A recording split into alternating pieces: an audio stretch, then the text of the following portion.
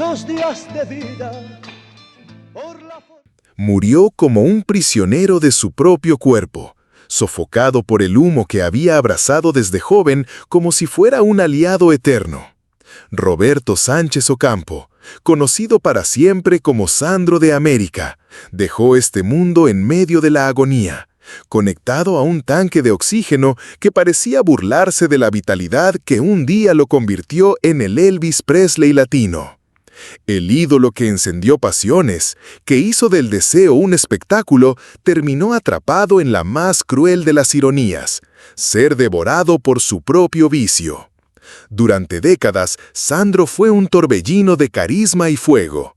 Las mujeres se desmayaban en sus conciertos, los estadios temblaban con su voz ronca y su figura se convirtió en un símbolo de libertad y rebeldía en toda América Latina. Sin embargo, lejos del escenario, lo esperaba una realidad mucho más oscura.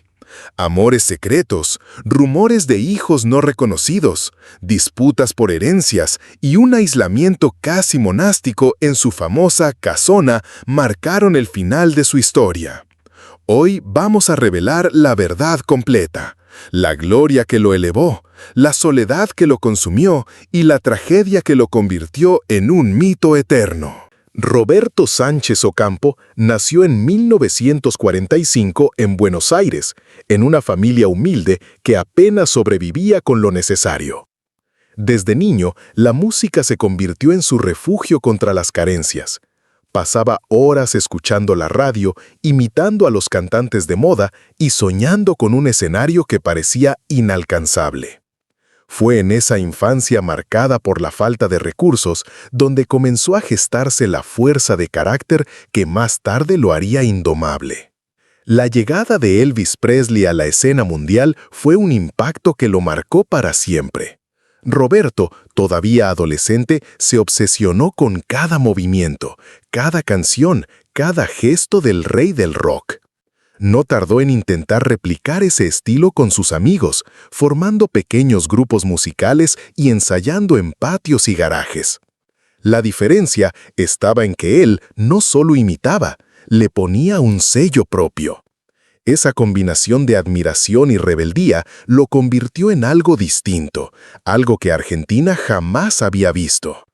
En 1964 adoptó definitivamente el nombre artístico de Sandro. Ese gesto fue más que un cambio de nombre, fue el nacimiento de un personaje. Mientras la sociedad argentina mantenía un tono conservador, él se subía al escenario con movimientos de caderas sensuales, miradas desafiantes y letras cargadas de pasión. Los críticos lo acusaban de vulgar, de escandaloso, pero para los jóvenes era un huracán de frescura y deseo. El punto de quiebre llegó con su participación en programas de televisión. Allí, millones pudieron ver a un muchacho que no se parecía a nada conocido. Trajes brillantes, coreografías provocativas, un magnetismo animal que lo transformó en un fenómeno de masas.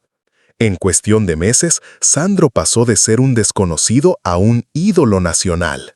Lo que siguió fue una explosión imparable. Sus discos se vendían por millones, sus giras agotaban entradas y sus películas llenaban salas de cine. Sandro ya no era solo un cantante, era una marca, un símbolo, un espejo donde se reflejaba toda una generación que ansiaba romper cadenas. El público lo bautizó Sandro de América, porque ya no pertenecía únicamente a Argentina, era patrimonio sentimental de todo un continente. En cada concierto, las escenas eran de histeria colectiva, mujeres que se desmayaban, hombres que lo imitaban, periodistas que lo seguían como si fuera un jefe de Estado. Su estilo, mezcla de rock con balada romántica, encendía a la juventud y escandalizaba a los mayores. Pero lo cierto era innegable, Sandro había llegado para cambiar la historia de la música latina. Roberto Sánchez Ocampo había quedado atrás. Desde entonces, el mundo conocería solo a Sandro, el hombre que convertía cada escenario en un templo y cada canción en un acto de seducción. Había nacido un ídolo, y con él, el mito que nunca dejaría de crecer. Mientras el público veía a un ídolo arrollador, dueño de los escenarios y capaz de desatar pasiones colectivas, Sandro llevaba en su interior un secreto mucho más humano: la soledad. La misma multitud que lo aplaudía con furia lo alejaba, poco a poco, de una vida común. La fama, que parecía un regalo divino, se convirtió en una prisión dorada. En Banfield, a las afueras de Buenos Aires, levantó La Casona, una mansión que se transformó en su refugio absoluto. Allí vivía rodeado de lujos, pero también de muros que lo mantenían a salvo de la prensa y del escrutinio público. La casa era tan misteriosa como él mismo, un espacio al que muy pocos podían acceder. Los fanáticos se congregaban afuera con la esperanza de verlo aunque fuera un instante, pero Sandro rara vez se mostraba. Dentro, prefería la compañía de su música, de sus recuerdos y a veces de un círculo reducido de amigos de confianza. La vida amorosa de Sandro era un terreno resbaladizo. Siempre rodeado de mujeres, nunca se lo conoció por un matrimonio estable ni por relaciones públicas prolongadas. Se decía que tuvo innumerables romances secretos, que mantuvo amores imposibles y que incluso pudo haber sido padre en más de una ocasión. Sin embargo, nunca lo confirmó ni lo desmintió del todo. Esa ambigüedad era parte del mito. Sandro no pertenecía a una sola mujer, pertenecía a todas y a ninguna al mismo tiempo. Quienes lo conocieron íntimamente aseguran que, lejos de ser un conquistador implacable, era un hombre sensible, necesitado de afecto verdadero. Confesaba en privado que la fama lo había aislado hasta el punto de no poder confiar en nadie plenamente. Cada relación estaba marcada por el miedo a la traición o por el peso de ser observado desde afuera. Amar en secreto se convirtió en su única manera de amar. Esa dualidad lo atormentaba. En el escenario, encarnaba al amante ideal, al hombre que todas deseaban. En la intimidad, luchaba con sus miedos, con la sensación de vacío y con el temor de nunca ser amado por lo que realmente era, y no por lo que representaba. La Casona era al mismo tiempo su palacio y su cárcel. Con los años, esta soledad se profundizó. A medida que el mito crecía, el hombre real se encogía. La distancia entre Sandro, el ídolo inmortal, y Roberto Sánchez Ocampo, el ser humano de carne y hueso, se volvió irreconciliable. Y así, mientras afuera lo veneraban como un dios viviente, adentro habitaba un hombre cansado, rodeado de fantasmas, buscando desesperadamente una verdad que nunca encontró. Desde muy joven, Sandro encontró en el cigarrillo un compañero inseparable. Al principio, era solo un gesto de rebeldía, una manera de imitar a sus ídolos del rock norteamericano. Pero con los años, ese hábito se convirtió en una dependencia feroz. Llegaba a fumar hasta 3 cajetillas al día, convencido de que el humo le daba una especie de poder, de aura mística que lo acompañaba en el escenario. Nadie podía imaginar que aquel vicio aparentemente inofensivo sería la condena que marcaría el final de su vida. Los primeros signos de deterioro aparecieron en los años 90. Su voz, tan potente y ronca, comenzó a mostrar signos de fatiga. Los médicos le advirtieron de un diagnóstico devastador: enfermedad pulmonar obstructiva crónica, una dolencia irreversible que avanzaría sin piedad. Sandro, sin embargo, se negó a abandonar los escenarios. Cantaba con dificultad, jadeando entre versos, pero el público lo seguía aclamando con lágrimas en los ojos. Con el paso del tiempo, su estado empeoró. Necesitaba oxígeno para respirar incluso en momentos cotidianos, y cada concierto se transformaba en una batalla entre la enfermedad y su voluntad. Las imágenes de Sandro, ya envejecido, intentando mantenerse erguido con un tanque de oxígeno cerca, conmovieron profundamente a sus fanáticos. Ver a un mito devorado por su propio cuerpo fue un espectáculo doloroso que marcó a toda una generación. En 2009, la situación llegó a un punto crítico. Los médicos decidieron que la única esperanza era un doble trasplante de pulmón y corazón. La noticia recorrió toda América Latina. El ídolo estaba al borde de la muerte, pero aún luchaba por vivir. La operación fue un éxito inicial y miles de fanáticos celebraron con fe renovada. Sin embargo, las complicaciones postoperatorias no tardaron en aparecer. Infecciones, rechazo de órganos y un deterioro progresivo lo sumergieron en una agonía interminable. Durante sus últimos meses, Sandro vivió prácticamente aislado, acompañado solo por su esposa Olga Garaventa, con quien se había casado poco antes de su muerte. El hombre que un día incendió los escenarios terminó sus días rodeado de máquinas, conectado a tubos y rodeado de un silencio insoportable. Su mirada, antes chispeante y llena de vida, se apagó lentamente bajo la sombra de la enfermedad. El 4 de enero de 2010, Sandro falleció a los 64 años.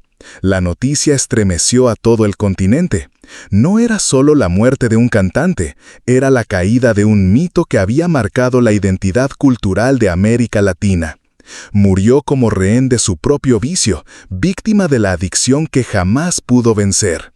Y sin embargo, incluso en ese final desgarrador, su figura se engrandeció, convirtiéndose en símbolo trágico de pasión, exceso y leyenda. El 4 de enero de 2010, Argentina se paralizó.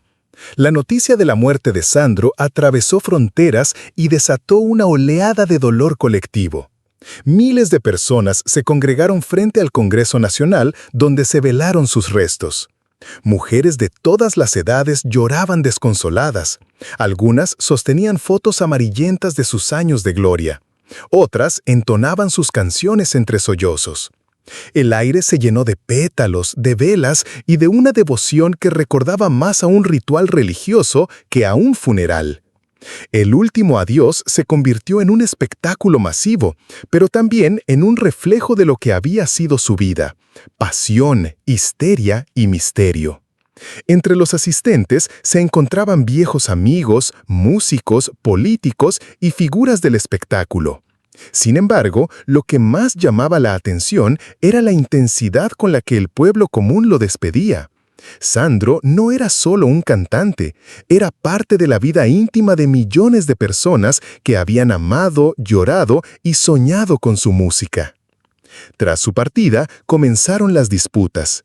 Su viuda, Olga Garaventa, fue la heredera oficial, pero los rumores sobre hijos no reconocidos y amantes ocultas no tardaron en reaparecer. Algunos afirmaban que existían testamentos secretos, otros aseguraban que habría una batalla judicial interminable. El mito, una vez más, se mezclaba con la realidad. A pesar de la polémica, lo esencial era incuestionable. Sandro dejó una herencia artística inmensa. Sus canciones siguen sonando, sus películas todavía se ven, y su figura permanece como la de un hombre que, con su fuego y su tragedia, marcó para siempre el alma de América Latina. Sandro murió en 2010, pero su sombra jamás se apagó. Cada año, en el aniversario de su partida, miles de fanáticos se reúnen para recordarlo. Sus discos siguen vendiéndose, sus películas continúan proyectándose y su voz ronca aún vibra en radios y plataformas digitales.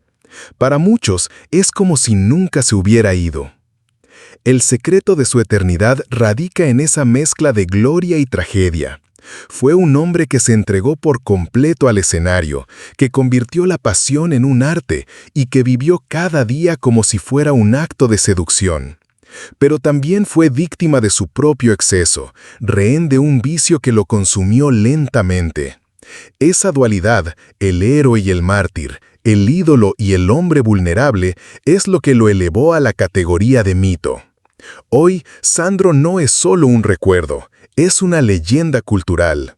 Sus canciones forman parte del ADN latinoamericano, su figura está tatuada en la memoria colectiva y su historia se cuenta como una parábola sobre el precio del deseo y la fragilidad humana. Porque Sandro de América no fue solo un cantante, fue un mito. Y los mitos, aunque mueran, jamás desaparecen.